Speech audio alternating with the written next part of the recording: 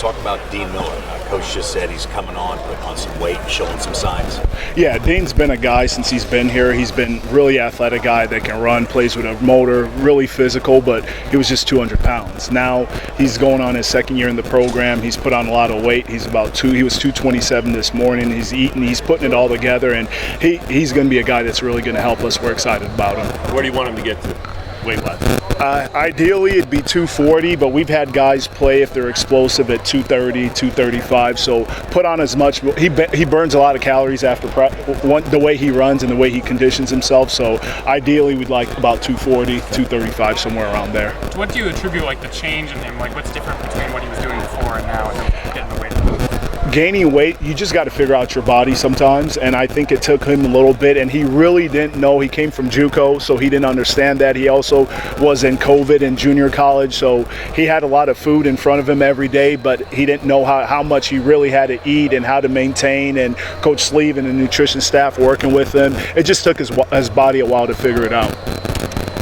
What do you see from Dylan Brooks so far this spring? Dylan started in the bowl game for us. That was his first start. He did a good job. He showed some flashes, and I think he's gained confidence. He came in last summer, fall camp, everything was new to him. The season was new, and now the playbook's really starting to come together. He's an athlete, athletic, long, twitchy kid, and I think he's starting to gain a lot of confidence. Hey, I started a game in a bowl game, a big game for us. I helped us get a victory there, and now I just got to put it all together and keep gaining confidence. You obviously lose Austin, an all Big 12 guy. Yeah. Generally, how do you feel about the pass rush at this point in time? Yeah, I think I heard, Kyron left, and then we were kind of concerned, and then Lonnie came in, and then we figured out with Lonnie, and then I think this time last year, okay, Lonnie's gone.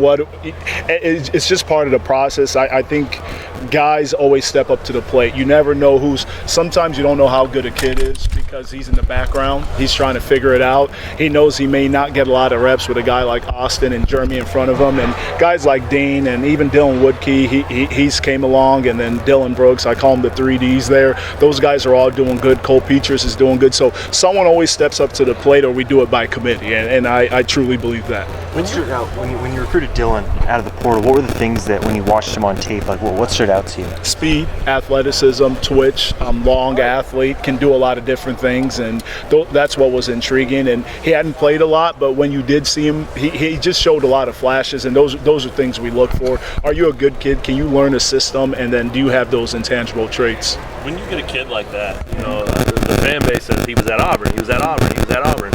How much do you talk with him about that? Fresh start, put that behind you. Don't try to live up to that because you're here now. Does that go into it? He's a good kid. He's actually a small town type of guy, so he's not into the whole media deal and what people are saying. He's not really even on social media. He's a hard guy. If you text him, he's never on his phone. It's shocking. He's never on his phone, so I didn't have to do a whole lot with that on him. Yeah, he's kind of comes to school, does his homework, and then comes in, works pretty hard, so pretty easy kid to coach.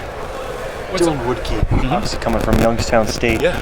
What did that evaluation process look like, looking at him, and what were the things that also caught your eye? A guy that's played a bunch of football, a guy that's smart. I think he's working on his MBA. He's a 4.0 kid. He's an adult, and I call him, he's a grown man. He's very physical, and a guy that has a lot of experience, and that's sometimes what you look for. And he's been really good for us. He picks up the playbook. It's like he's been here 2 years. So a guy like that, he's going to be good for us because he has game experience, and nothing seems to fluster him. He's just very poised, and you need that, especially when you're playing big games, and all those exterior things don't affect him.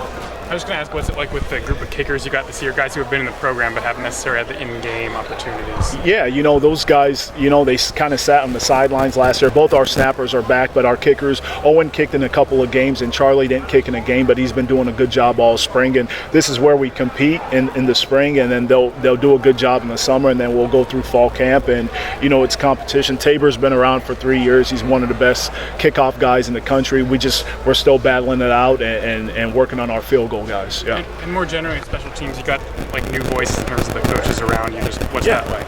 Yeah, and we still have some consistency with me and Coach Simpson and Coach Wallace. We're both back, and it's good to get new voices, what people do in different areas, and we had a pretty good year overall on special teams last year nationally. So we just take little bits and pieces from other places and we add to it. Coach, one thing about Coach Leipold, I've known him for 20-something years, right? A long, long time, and he will not let you settle to be average. Even if you had a great year, he's always going to try to find ways to make us better, and that's what we've done on special teams with the new additions.